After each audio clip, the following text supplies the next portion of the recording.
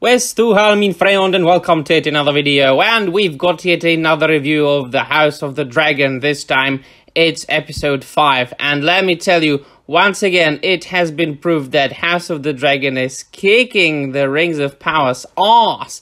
And yes, if you are following both TV shows, it is impossible not to compare them, whereas the Rings of Power is nothing that the showrunners advertised in the past, and that is something that is based on the works of J.R.R. Tolkien.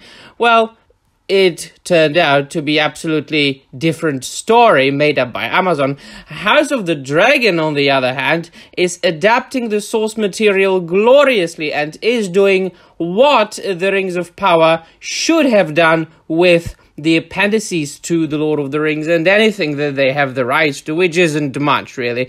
But if you look at both the source materials, they are not novels per se, with dialogues and story being told in a modern narrative manner. Both these source materials, the appendices to The Lord of the Rings, as well as the House of the Dragon, are more chronicle-like books. But of course, there is much more to be adapted, much more material in the House of the Dragon, and because it is written as a series, a collection of chronicles of written material about the past of Westeros, the showrunners and the screenwriters have the opportunity to say what wasn't said, and really what all the shills to Amazon love to say, what the author never wrote. So, for example, and just before I start, I shall like to warn you, there are going to be spoilers in this review, so if you don't want this episode to be spoiled for you, go watch it and then come back. So we start at the Vale, where we meet Lady Rhea Royce, the wife of Daemon Targaryen. She goes hunting because, of course, according to the source material, she was a very passionate hunter, and she meets in the episode at the beginning Daemon Targaryen in hood, incognito like he was in the latest episode, and well, what happens? She falls from the horse and he kills her, and she smashes her brains out, and of course by the fall she breaks her neck. But in the source material it is only stated that she went hunting and that she was injured severely, and that she was in bed, I think it was for 9 days, and then she got up, she walked around the bed, fell down again and died. It was not specifically mentioned that it was Daemon Targaryen who killed her, but who knows? If we apply the logic of the Amazon shills, he could have been there. Of course, he was, according to the source material, he went later there to the Vale to claim, that which he should have inherited. But, you know, there, if we think about the fact that those chronicles are very often written by an unreliable narrator, who knows, they might have lied. So this is the logic Amazon uses. But so, of course, in the source material, he didn't manage to claim anything, the Eyrie or the entire Vale, because it all fell to Rhea Royce's nephew, if I'm not wrong. So we were able to see the Runestone Castle, I think, and what I appreciated, I was not able to spot it because it just I didn't stop it for long enough to look and check, but I think, and I might go back and check it later, if Rhea Royce had runes on her leather armor, which was, of course, quite interesting. That, you know, of course, her being the Lady of the Runestone. Now, of course, there is another thing, that the situation between Rhaenyra Targaryen and Sir Criston Cole was a little bit different in the books.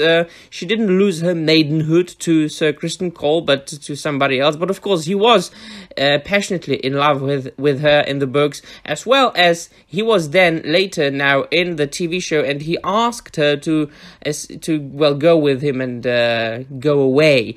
Well, of course, she declined, and that ultimately led to him, in the books, going to the side of well, the Alicent Hightower and supporting the Greens, of course. But this is not a matter of this episode. This might happen later. I also appreciated about the show, the entire show, not only this series, how they showed progressively how Viserys is falling victim to the disease, which was not specifically named in the source material, so we don't know if it's some kind of poisoning from the throne. It was implied that it's poisoning from the throne. It might have been leprosy, it might have been, some say that it might have been grayscale, but then again it's highly contagious, so who knows. But that disease is really taking toll, and we can see that especially in this episode. Of course, the ending of the episode proved it all. The time, of course, a little bit condensed, but that is to be expected. It is not time compression of 300 or 3,000 years as it is done in the Rings of Power, of course. So, for example, the wedding at the beginning, at the end. So there was the wedding in the source material, and then there was a huge tournament during which Daemon Targaryen arrived and he fought, and during which this Joffrey character, not Joffrey from Game of Thrones, but this other Joffrey who was very close to the Velaryon character, if you know what I mean. So, of course, Sir Criston Cole bashed the brains out of this guy's head in the show during the wedding. That happened, if I'm not wrong, during the tournament when they were jousting.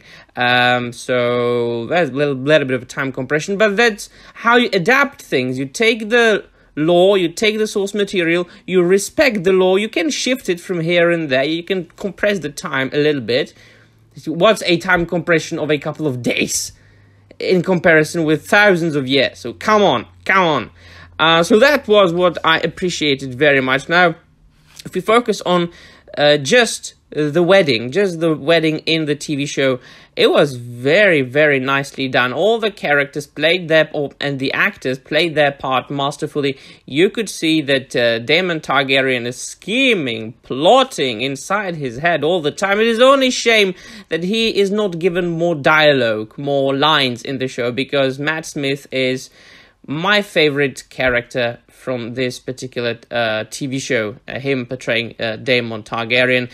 Viserys falling apart more and more, looking at all this with a slight sense of disgust while munching on a huge chunk of meat. Alicent walking in, all dressed in green, which of course in the source material was a little bit more, of course, explained in detail, and it happened throughout a longer length of time. That there was a fight between the two fractions.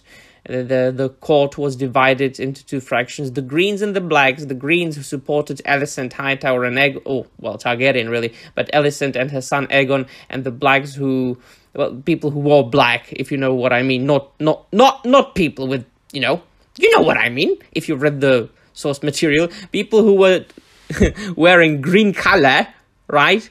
They were supporting Alicent and Aegon, and people who were wearing black color and the red color, which are the colors of the Targaryens, they were supporting Rhaenyra Targaryen. But of course the green is what they said in the TV show, a declaration of war in the Old Town, which of course is is it the seat of the House Hightower? I think so.